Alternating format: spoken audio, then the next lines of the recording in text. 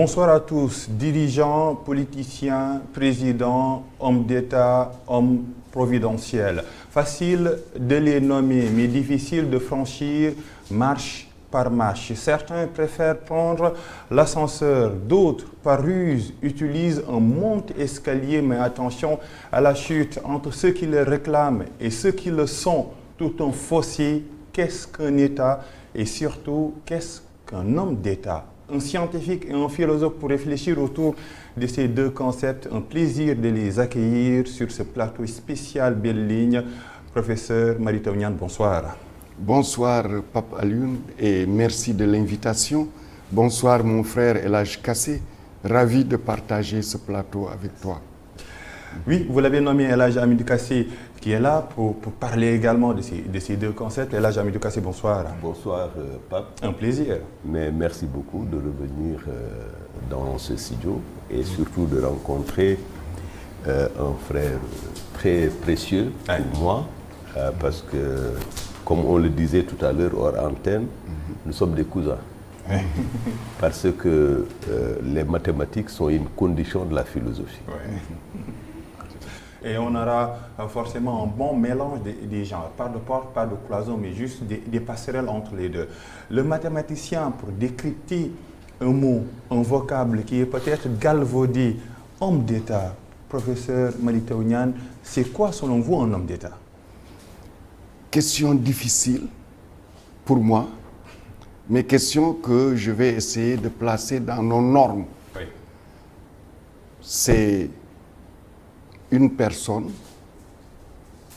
qui évidemment a exercé le pouvoir, qui est reconnue comme ayant un leadership certain, qui est reconnue comme ayant pris des décisions importantes, j'allais dire stratégiques pour son pays, qui est reconnue pour avoir pris aussi des décisions difficiles qui, dans certains cas, ont entraîné des ruptures.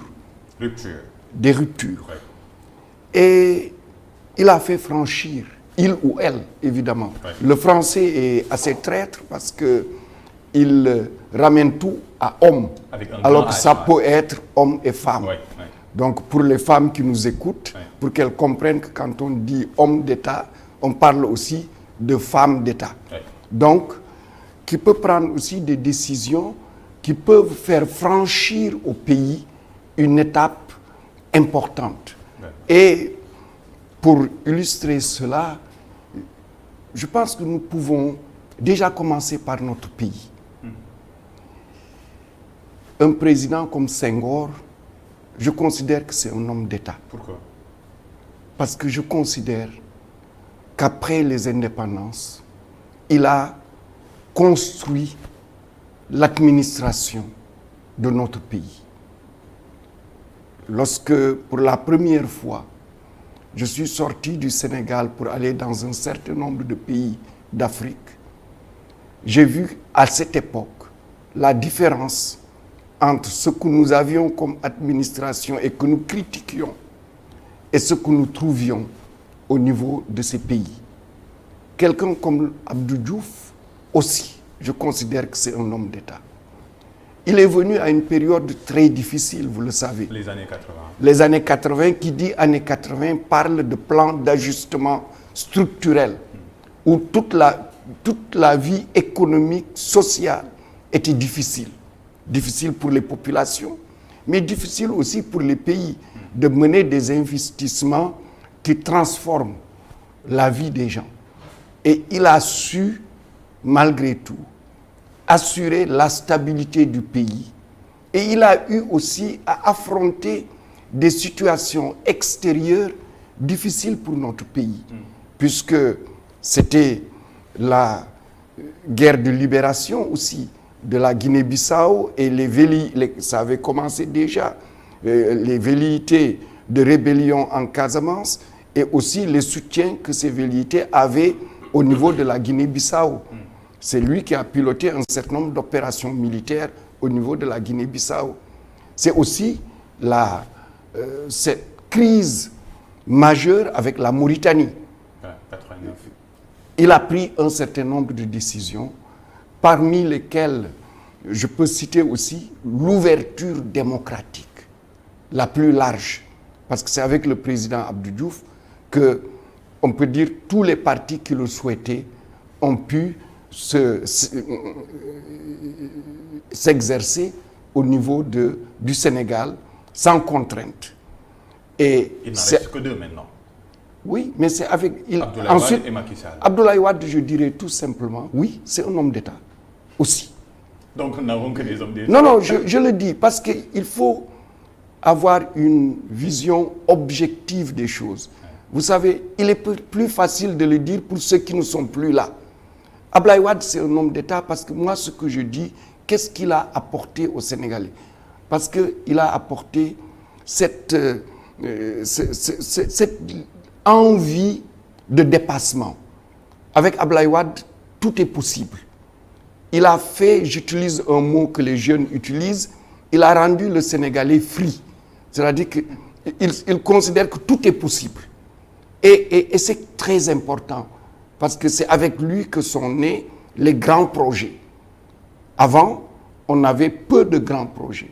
Avec lui, ces grands projets. Il ne reste que Macky Sall maintenant, avant de donner la parole au philosophe. Macky Sall. Macky Sall, c'est aussi un homme d'État, je le dirais. C'est plus difficile de s'exprimer parce qu'il est vivant, il est au pouvoir, et aussi je suis de l'opposition. Vous voyez, donc ça rajoute à la difficulté. Mais nous discutons de questions sérieuses. Exactement. Et ces questions sérieuses, il faut les faire en toute objectivité. C'est un homme d'État, moi je le caractérise comme un bâtisseur. Comme un bâtisseur. Et l'acte qu'il a posé le lundi dernier est un acte pour moi qui me ravit, dans la mesure où j'ai toujours dit, y compris sur vos plateaux, que la question du troisième mandat est une question qui relève de l'éthique et de la morale, plutôt qu'une question juridique.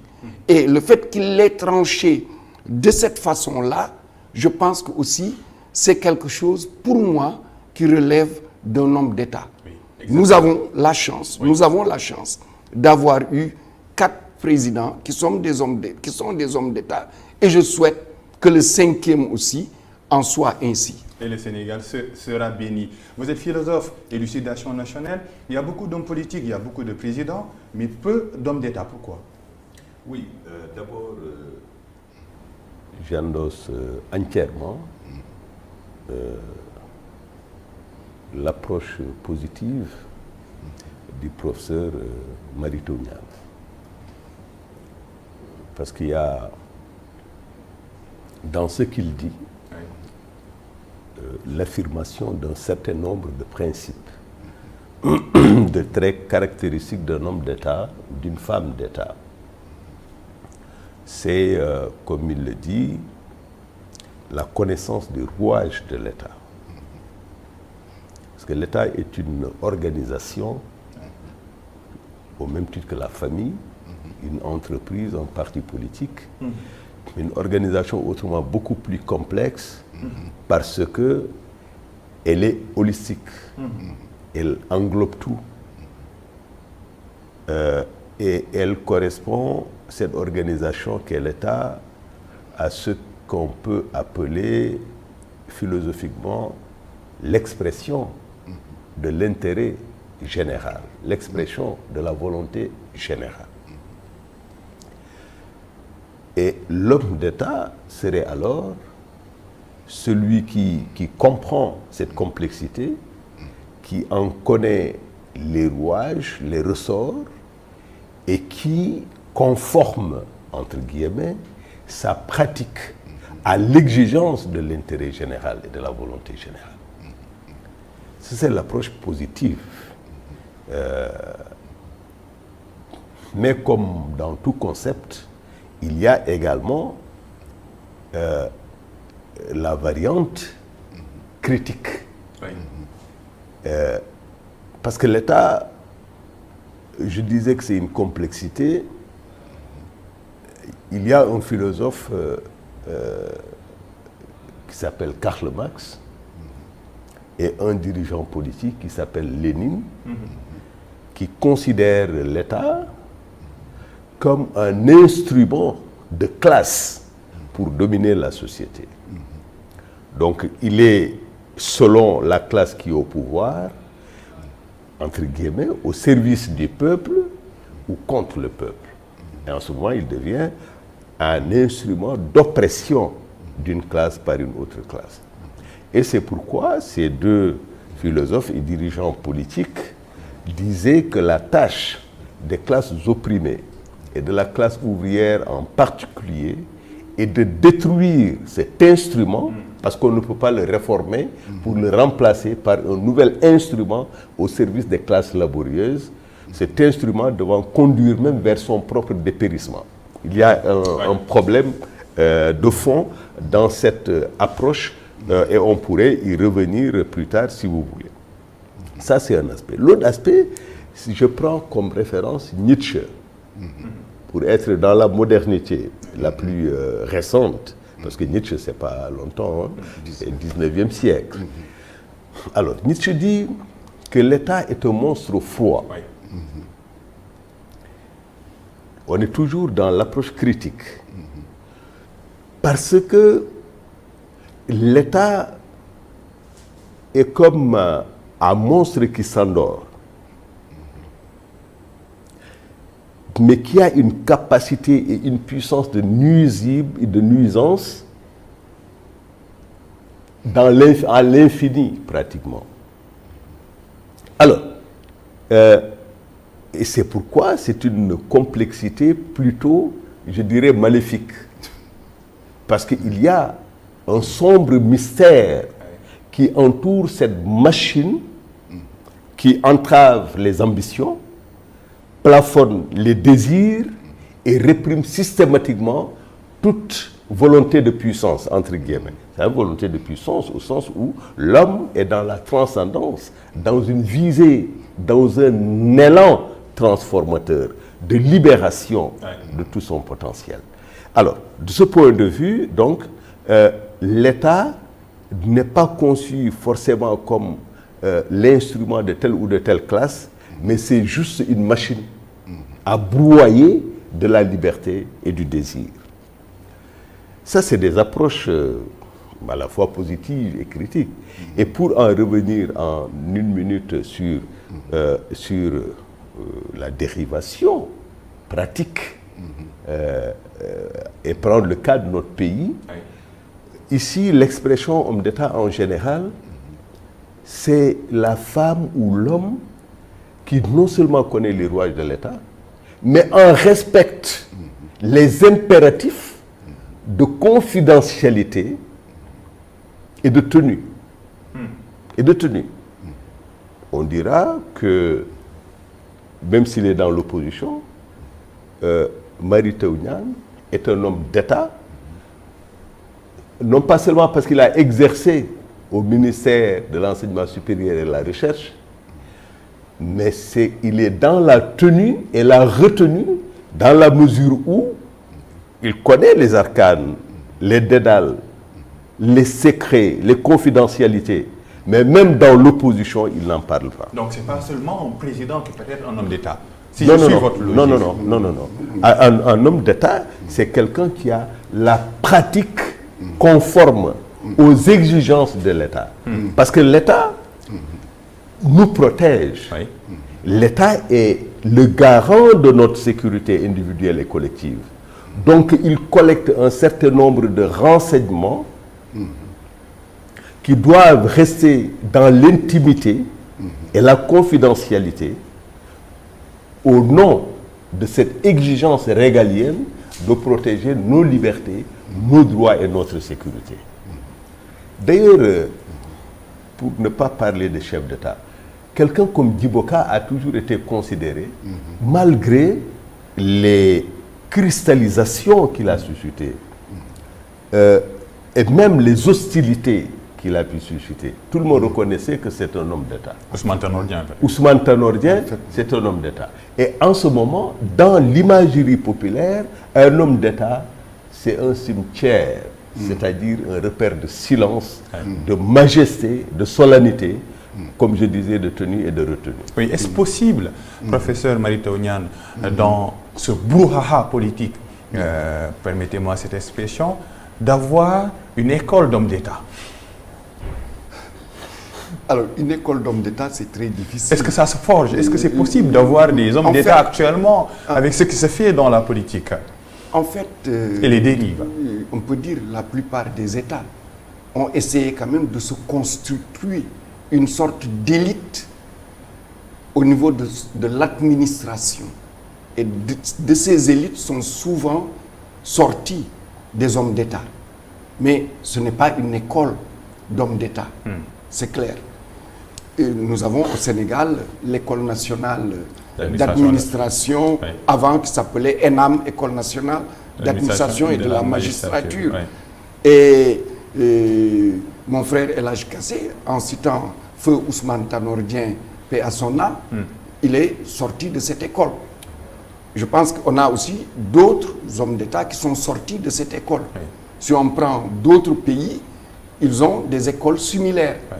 Si on prend les États-Unis, ils ont Kennedy School, où il y a ce fameux master de politique publique, où on essaie de forger une culture d'État. Alors, c'est ce qu'a expliqué mon frère Kassé en parlant de confidentialité, en parlant de ce cimetière de secrets, de pratiques et autres. Ce n'est pas un cimetière dans le sens où on veut cacher quelque chose au peuple parce qu'on fait quelque chose derrière son dos. Il faut bien comprendre cela. C'est un cimetière de secrets parce que l'État, comme il a dit, qui représente l'intérêt général, a aussi intérêt à ce qu'un certain nombre de choses, pour sa protection, surtout extérieure, ne sortent pas au grand public. Oui. Et ça, je pense que c'est extrêmement important. Oui. Et on l'apprend. Oui. Est-ce qu'on l'apprend aujourd'hui? Le cas aujourd'hui. Aujourd'hui, est-ce qu'on l'apprend? Alors aujourd'hui, on le décrète. Aujourd'hui, je vous dirais, nous avons, c'est vrai, ces écoles qui existent, qui forment ces administrateurs civils, oui, qui sont dans les rouages importants de l'État, puisque ce sont les gouverneurs, ce sont les préfets, ce sont en général les secrétaires généraux dans les ministères et ce sont aussi des responsables dans un certain nombre de structures importantes au niveau de l'État. Mais notre société a changé. L'économie a changé. Ce qui fait que aujourd'hui, on n'a pas seulement besoin de ces hommes-là pour participer à la direction de l'État, à la construction des stratégies de développement de l'État. On a aujourd'hui besoin de beaucoup d'autres mondes qui ne sont pas nécessairement passés par ces États. Aujourd'hui, vous ne pouvez pas construire le développement d'un pays si vous ne faites pas, si vous n'impliquez pas les ingénieurs, oui, si vous n'impliquez pas les docteurs vétérinaires, oui, si vous n'impliquez pas les universitaires, si vous n'impliquez pas les numériciens, oui, tous ceux qui s'occupent aujourd'hui du digital et autres. Donc nous avons ce monde nouveau qui est en cours et qui amène de nouvelles compétences et de nouvelles exigences que l'État doit intégrer. Mais il faut s'adapter, professeur. Et c'est en cela, oui, et c'est en cela que nous devons adapter aussi nos instruments. Oui. Je prends l'ENA, ça fait plus de 20 ans, 30 ans, je me suis beaucoup battu pour qu'on ouvre l'ENA aux scientifiques, aux techniciens, parce que c'est ce qui nous empêche. Le concours, il est pour tout le monde, non? Mais il est fait de telle sorte qu'il est plus favorable aux autres qu'à un scientifique. Les dernières fois où je me suis occupé de ça, il y avait une dissertation générale, une dissertation économique, une dissertation juridique. Vous voyez, le mathématicien que nous sommes, aussi, hein. Le mathématicien que nous sommes, s'il réussit, c'est qu'il fait mieux que ceux pour qui c'est leur discipline. Dans d'autres pays, dans ces écoles, on crée des quotas pour ces disciplines-là. Parce qu'on a besoin, aujourd'hui, dans certaines directions générales, dans certaines directions, d'avoir des techniciens mais des techniciens au fait des pratiques administratives. Et cela amène évidemment à changer nos méthodes et à changer aussi les curricula et autres. Mais oui, dans le champ politique, oui. Mais aujourd'hui, nous avons besoin, dans le champ politique, alors là vous m'amenez dans un débat beaucoup plus complexe, parce que notre champ politique, moi je distingue deux choses. Je distingue ce que j'appelle les politiciens professionnels. C'est-à-dire que ces messieurs et dames qui n'ont pas de métier, qui ne sont visibles que par la politique qu'ils exercent et qui, évidemment, pour moi, je considère, constituent le plus grand fléau de ce pays. Qu'ils soient au pouvoir ou dans l'opposition. Pour moi, c'est le plus grand fléau. Et puis, il y a ceux qui ont un métier et qui font la politique. Et ce doit être cela. Parce que la politique, c'est une continuation de l'activité professionnelle, de l'activité de réflexion et autres qu'on fait. Et si on est là que pour utiliser la politique pour gagner son pain, évidemment, on ne peut pas, dans cette classe-là, avoir des hommes d'État. Oui. Comme le disait mon frère avec Feu Djiboka. Oui. La fabrique d'hommes d'État et la Hamid Kassé, est-ce possible dans ce contexte? Oui. Je voulais d'abord revenir sur le fait que, pour moi, un homme ou une femme d'État ne naît pas forcément dans une école, au sens formel du terme, y compris l'ENA. Parce qu'on peut sortir de l'ENA et être pire que la calamité. Je pense qu'il y a 3 sources de génération ou de formation des hommes d'État. Oui, ça peut être l'école. Ça peut être l'école d'administration, où il y a des modules au-delà des domaines techniques de spécialisation, des modules sur l'éthique et la déontologie, la tenue, la retenue, la confidentialité, la loyauté, etc., etc., le souci des administrés, le souci du résultat, le souci du service public. Il y a ces modules au-delà des techniques diplomatiques, gestion financière, etc., etc. Ça, c'est l'école formelle. Oui. Mais il y a également, nous on l'a connu, l'école du parti. L'école du parti où l'élève ou l'étudiant, ou en tout cas l'auditeur, apprend à peu près du tout.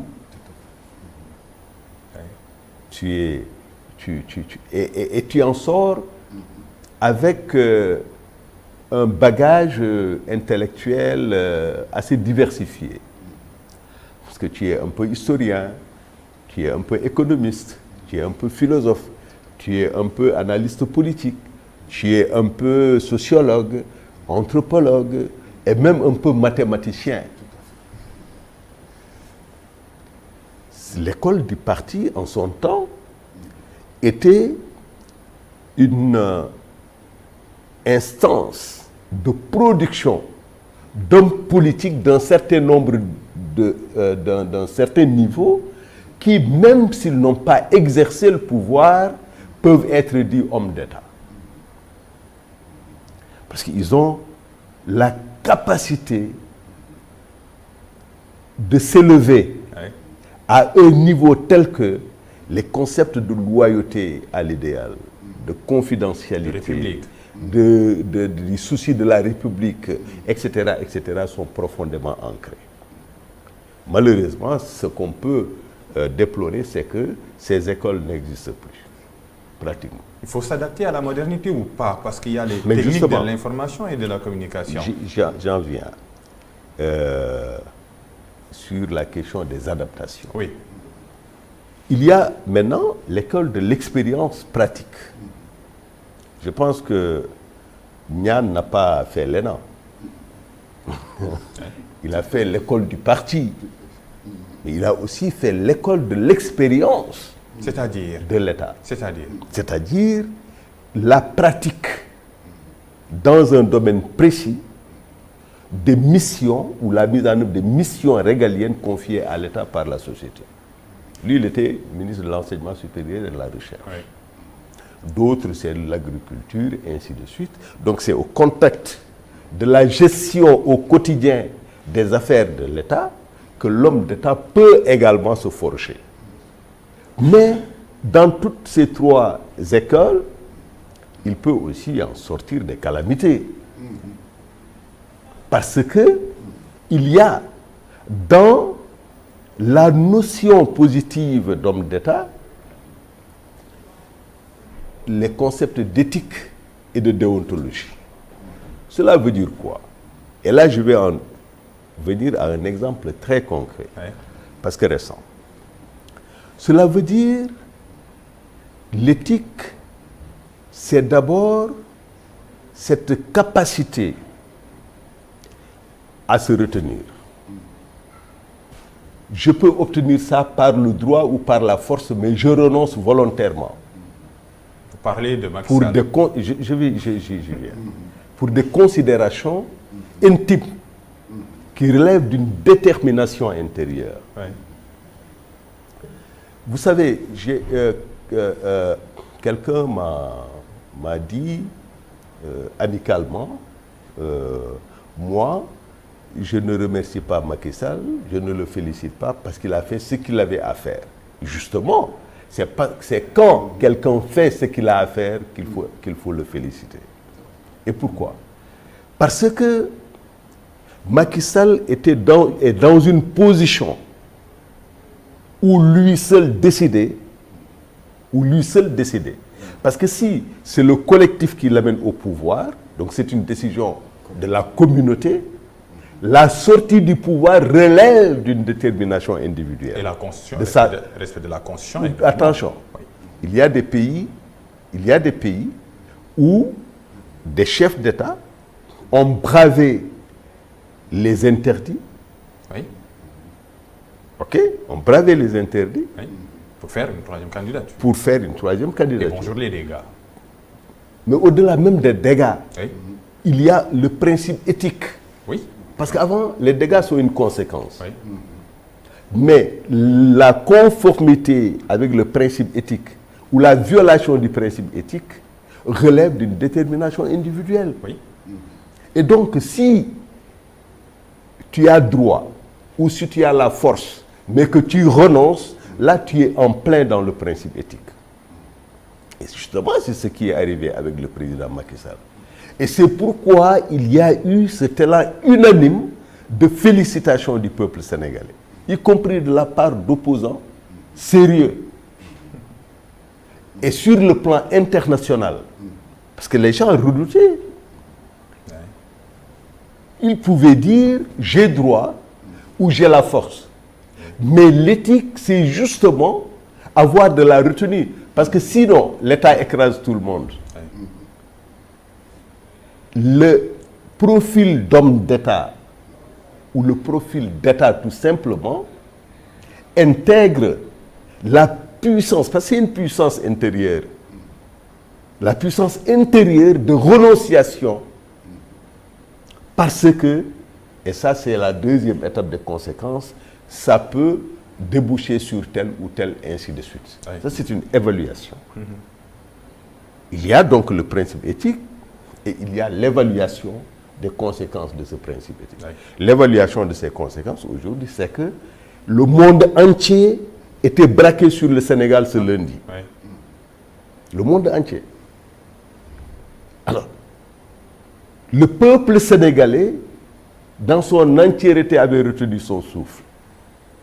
Et attendez cet instant précis où le président dit « J'ai décidé de ne pas participer à la prochaine élection présidentielle. » Et il y a eu un soupir de soulagement. que nous avons entendu dans son silence bruissant, pour répéter assourdissant plutôt, oui, une expression de feu Mamles Camara. Et donc cet instant-là signe justement ce qu'on peut appeler le moment d'État, le moment du principe de l'homme d'État. Parce qu'il y a une élévation, il y a comme une sorte de transcendance, une sorte de hauteur, d'altitude qui fait que l'homme qui était en face de lui-même renoue avec tout un peuple ou toute une époque. Oui. Voilà. Donc c'est pourquoi je dis, pour reprendre le principe, plutôt l'approche positive du professeur Mary Teuw Niane, que ce moment, l'éthique aussi c'est des moments, hein. Ce n'est pas un principe permanent, oui. C'est des moments, c'est des circonstances, c'est des contextes qui déterminent la réponse que j'ai par rapport à une question ou par rapport à une exigence. La question comment est importante, professeur Mary Teuw Niane. Aujourd'hui, on est dans l'ère de la modernité avec les nouvelles technologies ou les technologies de l'information et de la communication. Il y a les canaux de diffusion qui ont changé, de même pour les politiques. Comment suivre les pas d'un homme d'État dans un instant de transmutation et surtout de dérive sur les réseaux sociaux? Comment garder la retenue, le secret, la confidentialité, la loyauté dans ce contexte? C'est là tout le défi de non seulement de tous ceux qui aspirent au pouvoir, et parmi eux, les hommes et les femmes d'État. Ce défi, c'est quoi? Parce que tout à l'heure, professeur, je dis professeur parce que c'est aussi un collègue, professeur de philosophie. Donc, tout à l'heure, tu as cité Nietzsche, tu as cité Karl Marx et Lénine. Il y a quelqu'un d'autre qui a beaucoup parlé de l'accession au pouvoir, que tu connais bien, Gramsci. Et celui-là est intéressant parce que quand on le replace aujourd'hui dans notre contexte, parce qu'il dit que pour qu'un groupe social, si on utilise la terminologie marxiste, une classe sociale accède au pouvoir, il faut aussi accéder au pouvoir dans le domaine des idées. L'hégémonie intellectuelle. Exactement. Il faut être dominant dans le domaine des idées. Et c'est là où vous voyez le rôle des réseaux sociaux. Parce qu'aujourd'hui, la construction des idées, des mentalités au niveau des populations, c'est à travers les réseaux sociaux. Et c'est là où on distingue celui qui est un homme d'État et celui qui ne l'est pas. Parce que tout n'est pas permis. Parce que il faut s'adapter dans ce nouvel espace public. Non seulement il faut s'adapter, mais vous ne pouvez pas utiliser tous les outils qui vous permettent d'attaquer l'adversaire. Parce que nous devons préserver les institutions. C'est fondamental pour la survie même de notre nation, pour la survie de notre pays, pour parler tout bonnement. Et c'est pourquoi les réseaux sociaux sont importants pour construire une mentalité de solidarité au niveau des populations, pour construire une mentalité de culture de développement. C'est vrai que cette envie de dépasser notre situation et de nous améliorer et d'améliorer nos conditions de vie, nos cadres de vie, etc. Une mentalité de nous donner la main, une mentalité d'être avide de connaissances, parce que aussi les réseaux sociaux sont d'une certaine manière une manière de discréditer, je dirais, tous les processus d'apprentissage au niveau des connaissances, etc. Vous parliez d'idées, elles sont moins présentes sur les réseaux sociaux. Vous parliez tout à l'heure d'idées, le mot idée. Non, les idées ne sont pas présentes, parce que ce qui est présent, j'étais en train de terminer vers cela, ce qui est présent, c'est des personnes qui, sans les réseaux sociaux, n'auraient pas existé. Vous savez, il y a un grand écrivain italien qui a utilisé une boutade pour dire que les réseaux sociaux permettent à quelqu'un qui, malheureusement, S'il parlait dans un cabaret, on lui met une claque et on lui ferme la bouche. Aujourd'hui, c'est quelqu'un qui, dans les réseaux sociaux, peut toiser un prix Nobel ou etc.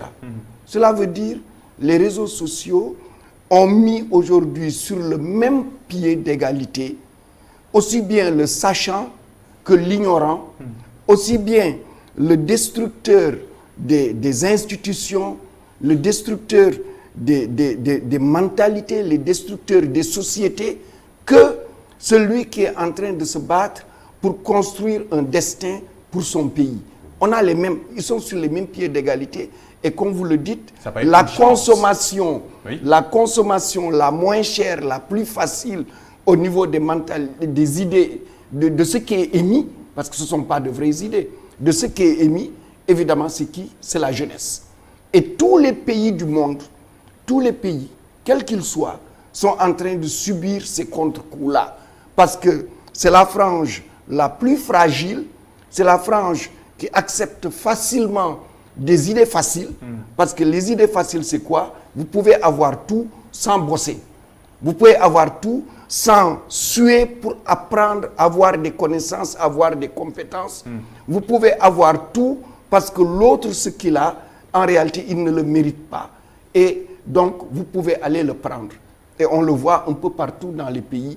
Et évidemment, celui qui est un homme d'État, celui qui est une femme d'État, sait faire la part des choses et c'est appelé à utiliser les réseaux sociaux pour plutôt développer la connaissance.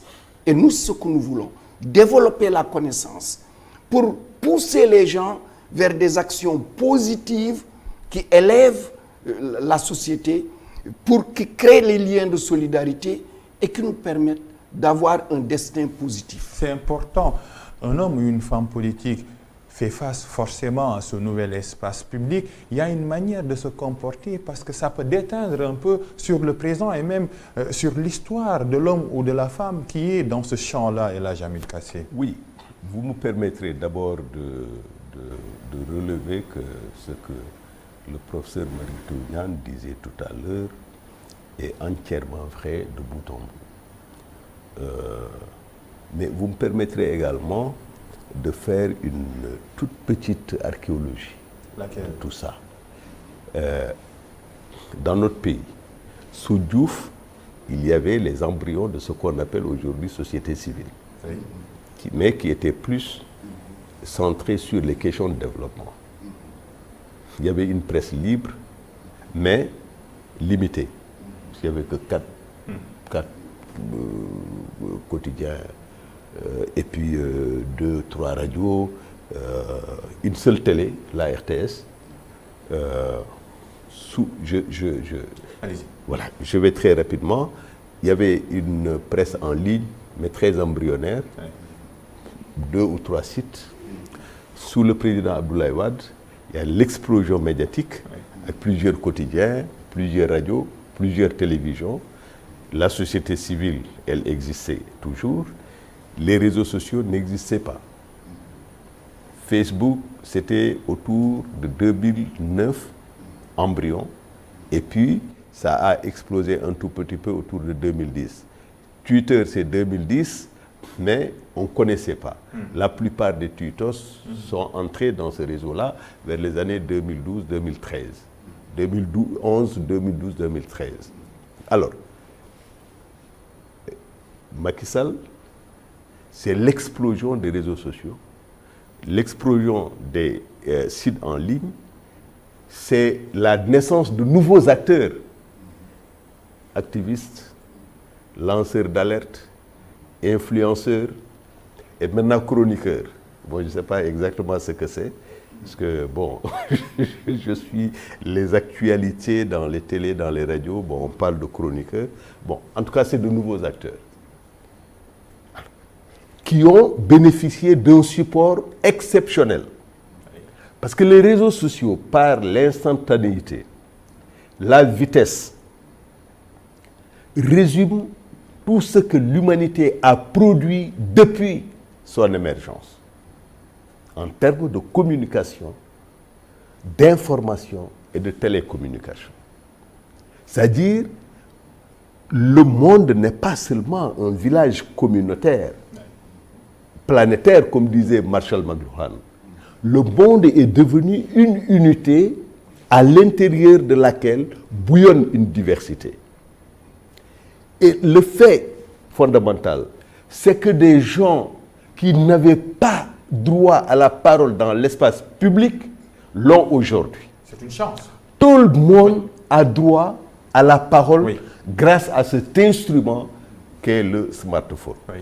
On peut enregistrer sa vidéo, la partager avec des millions, voire des milliards de personnes. Oui. Faire son audio, faire son texte, etc. Oui. Et ces réseaux ont également effacé complètement l'écart entre ceux qui ont été à l'école et ceux qui n'ont pas été à l'école. Pourquoi? Parce que non seulement il y a l'oralité qui revient, mais il y a des logiciels de traduction instantanée, ou simultanée plutôt, mais qui font qu'aujourd'hui, le monopole de la parole publique a été complètement cassé et tout le monde, je ne sais pas ceux qui savent, ceux qui ne savent pas, ceux qui veulent, ceux qui ne veulent pas. En tout cas, tout le monde converge vers cet espace-là, d'autant plus que le coût est moindre, voire modique. Avec 100 francs, tu peux enregistrer plusieurs vidéos, entrer dans n'importe quel réseau social, Facebook, TikTok, Twitter, etc., et avoir un espace d'expression, un espace de production et de diffusion. Il y a des mains qui attendent cela. Il y a des mains, M-A-I-S. Oui. Ah oui, il y a des mains. Il y a des mains. Oui. C'est là, je voulais en venir. Oui. Pourquoi? Parce que la prise de parole dans l'espace public était encadrée par des processus d'éducation, par l'apprentissage de la prise de parole dans l'espace public, en tant que politique, en tant qu'administratif, en tant qu'enseignant, en tant que syndicaliste, etc. Il y avait des écoles, même si elles n'étaient pas formelles. Mais aujourd'hui, n'importe qui peut prendre son smartphone et enregistrer. Et c'est ça qui fait justement, bénéficiant aussi de la distance, que chacun peut raconter ce qu'il veut. Jusqu'à ce qu'il se produise une grosse industrie de dérive. Oui. Il faut le dire, de dérive. Où l'injure qui était un scandale dans notre société devient banal à l'ère des réseaux sociaux. Où l'autorité religieuse était sacrée, aujourd'hui elle est désacralisée. Où l'enseignant était vénéré, aujourd'hui il est piétiné, etc., etc. Où il n'y a plus, où nous ne sommes plus dans des champs compétentiels, mais dans des champs transcompétentiels. C'est-à-dire, tout le monde est compétent sur n'importe quelle question. Alors, et c'est pourquoi il y a ce que j'appelle une pathologie démocratique qui est là et qui interpelle tout le monde. De deux choses l'une. Ou bien la loi s'élève, s'adapte à ça, reconnaît, et en ce moment, c'est la loi même qui organise la destruction de la société, ou bien il y a des processus de régulation sociale, culturelle, éducative au sein de la société, où participent les enseignants, les journalistes, les familles, les partis politiques avec l'école de partis, etc., etc.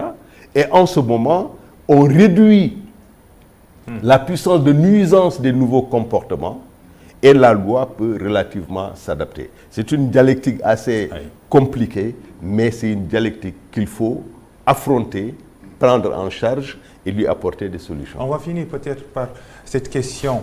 Elle est importante, professeur Mary-Teuw Niane. Hamidou Kassé parlait tout à l'heure du moment, du geste qui fait d'un homme politique un homme d'État, mais il y a également des dérives à éviter pour tomber tout simplement en politicien, d'homme d'État à politicien. Mais maintenant, comment éviter ces pièges, ces dérives qui se virtualisent de plus en plus, professeur Mary-Teuw Niane? Je pense que tout à l'heure, Hamidou l'a dit, l'éthique. Une petite parenthèse. Oui. C'est mon frère qui est professeur de philosophie. C'est vrai que moi, Mais vous êtes philosophe. j'ai de formation, oui. De formation. Mais pas enseignant comme mon frère. Tu Voilà. sais, je fais toujours cette confusion, je la fais tout le temps. C'est pas une dérive. Allez-y. Oui, je disais que Hamidou l'a dit tout à l'heure, parce qu'en parlant d'éthique, il a posé le véritable problème, parce que l'homme d'État qui est au cœur du pouvoir, à un moment donné, a des décisions à prendre. Et ces décisions-là, à mon avis, en dernier ressort, c'est l'éthique qui va jouer. Et c'est le cas du président de la République le lundi dernier. Mais il n'y a pas que lui. Il y a eu d'autres situations. Le pays colonisateur, la France, a rencontré des situations sans doute différentes, mais aussi du même type, puisque lors de la Seconde Guerre mondiale, nous avons eu 2 décisions qui n'ont pas les mêmes conséquences. La décision du maréchal Pétain et la décision de De Gaulle. Vous voyez, c'est 2 décisions qui ont eu des conséquences totalement différentes. Donc l'homme d'État est appelé à des moments donnés, et c'est ça d'ailleurs qui est un révélateur, parce que tout le processus dont on parle, c'est le processus soft d'homme d'État. Mais c'est dans ces situations où, comme on dit, c'est ceci ou cela, qu'on voit l'homme d'État. Si je me réfère à l'Afrique, nous pouvons parler de Anwar el-Sadat. Quand il a pris la décision de signer les accords de Camp David, on sait que c'était un moment extrêmement difficile et délicat entre les pays arabes et Israël. Sans doute aujourd'hui, on se rend compte que pratiquement l'essentiel des pays arabes, en dehors de l'Iran, ont normalisé leurs relations avec Israël.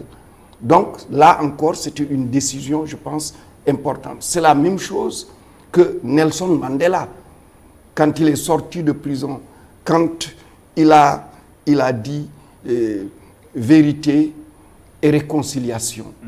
Je pense que c'était une décision majeure au niveau de l'histoire de l'Afrique du Sud. Parce est-ce qu'il fallait continuer la bagarre entre les Noirs, les Métis contre les Blancs, ou est-ce qu'il fallait construire cette société arc-en-ciel qu'est l'Afrique du Sud? Nous nous rendons compte qu'il avait pris la bonne décision. Il aurait pu prendre une autre décision, mais il a pris la bonne décision qui fait qu'aujourd'hui, l'Afrique du Sud est ce qu'elle est aujourd'hui. Je pense donc qu'il y a des moments majeurs où l'homme d'État se découvre. Il se découvre non pas pour ses intérêts personnels, mais où il voit à travers l'éthique, je dirais, de la décision qu'il prend, l'avenir de son pays, au-delà de sa personne, au-delà de ses intérêts personnels. Et c'est en cela que la culture démocratique est importante. C'est à ce moment-là aussi, en cela, que l'enracinement dans nos valeurs est important. C'est pourquoi je me ramène souvent, parce que nos valeurs de tradition, de Djom, de Djoup, de Fulla ak Fayda, de Kerse, de Gor ca wax ji, etc., sont aussi des valeurs très importantes qui participent, si on éduque la population. Parce qu'éduquer la population, c'est éduquer les enfants. Oui. C'est aussi, à travers vos médias, éduquer aussi la population. Parce que quand on parle d'éducation, on pense l'école. Oui. Mais vous êtes de grands éducateurs parce que vos médias, vous touchez tout le monde. Et le message véhiculé peut contribuer aussi à forger, à aider ces enfants à se situer et plus tard à devenir des hommes d'État responsables, capables de prendre les décisions qui servent leur pays. C'est important. 2 minutes, la Jamil Kassé. Un homme d'État se reconnaît toujours en période de tempête. C'est important. Des décisions à prendre, un débat à trancher. Des décisions non seulement qui engagent un homme mais toute une nation vers l'avenir, vers l'histoire. C'est important cela, la Jamil Kassé, pour finir. Tous les deux, vous avez utilisé justement un mot qui est central dans l'approche à la fois positive et critique de l'État et de l'homme d'État, la décision. Oui. Et c'est quoi la décision? La décision, justement, dans le cas précis qui nous réunit ici, est un choix entre deux termes. Lui, il dit ni l'un, ou cela, ou cela. Voilà, ou cela, ou cela. D'ailleurs, c'est très mathématique. Hein? Ou cela, ou cela. Mais la réponse à ou cela, ou le choix d'un des termes de l'alternative, fait que l'homme d'État, leader, se soustrait à ses propres intérêts pour être en hauteur, en altitude. Parce que s'il prenait la décision, donc s'il optait pour un terme de l'alternative en fonction de ses propres intérêts, il aura trahi le serment et le principe éthique. Voilà. Et donc, comme Pape dit, vous dites, la tempête, c'est des vents contraires. Il faut savoir choisir la direction, et savoir choisir la bonne direction est une marque de l'État et des hommes d'État. C'est important le mot décision. Merci à vous deux d'avoir pris la décision de venir ici et de discuter autour de ces concepts État et hommes d'État, professeur Mary Teuw Niane. Merci beaucoup pour ces échanges. Merci encore et merci à nos auditrices et auditeurs qui nous ont suivis.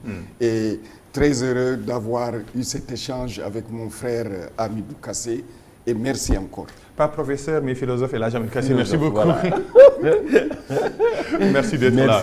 Merci beaucoup. C'est vraiment un plaisir parce que je disais que le mathématicien et le philosophe sont des cousins parce que la mathématique est une condition de la philosophie. Forcément. Comme l'art, la politique, l'amour, etc. Merci et beaucoup. c'est vraiment très ravi que je rencontre mon aîné et professeur Mary Teuw Niane. Te remercier aussi une seconde parce que je pense que dans ce que nous disions, des émissions de ce genre en français, en wolof, en pulaar, dans les langues nationales sont extrêmement importantes parce que justement ça participe de la modération du débat public et de l'éducation citoyenne. Merci également à la noblesse anodine qui permet la diffusion et la réalisation de cette émission. On a des noms, Babacar, Ibamar, Sidignan, le grand Dami, mais également le monteur Laïdiouf. C'est important, cette noblesse anodine qui nous permet toujours de réaliser cette émission. C'était Belle Ligne, spéciale Belle Ligne autour de deux concepts État et hommes d'État. Continuez de suivre les programmes sur ITV.